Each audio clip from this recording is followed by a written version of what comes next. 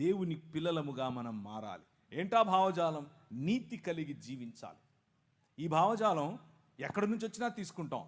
తెల్లోడు తయారు చేస్తే cell phone కావాలి, తెల్లోడు తయారు చేస్తే టీవీ కావాలి, తెల్లోడు తయారు చేస్తే మ్యాగ్నఫోన్ కావాలి, తెల్లోడు తయారు చేస్తే ప్యాంటు సొక్కా వేసుకోవాలి. తెల్లోడిని తలుసుకోకుండా నీ జీవితంలో ఒక్క క్షణం బతకలేవు. నువ్వు ఒక్క క్షణం కూడా బతకలేవు.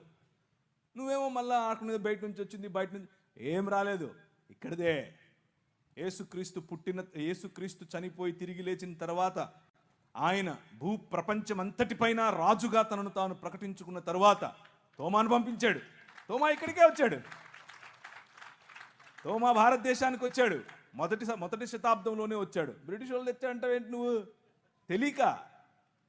బడ్డి శానిస్ వచ్చాడు.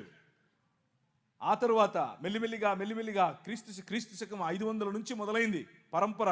ఇక్కడున్న వాళ్ళు ఒక ఉత్తరం రాశారు, మా కోసం కొంతమంది మిషనరీలను పంపించండి అని. ఎక్కడికి? ఈజిప్టులో ఉన్నటువంటి చర్చికి రాశారు, అంతియోకికి రాశారు. అప్పుడు 500లో క్రీస్తు శకం 500లో 1500లో బయలుదేరారు కొంతమంది. ఆ 1500కు రావడానికి ముందు మొదటి 1500 సంవత్సరాలలో కొన్ని వందల మంది మిషనరీలు ఈ దేశానికి వచ్చారు. ఎక్కడెక్కడి నుంచి వచ్చారు? ఇరాన్ నుంచి వచ్చారు, ఇరాక్ నుంచి వచ్చారు, బబులోనియా నుంచి వచ్చారు, అలాగే దాన్ని ఏమంటారు, సిరియా నుంచి వచ్చారు. భారతదేశంలో సిరియా బైబిల్ చదివే వాళ్ళు కొన్ని లక్షల మంది ఉన్నారు.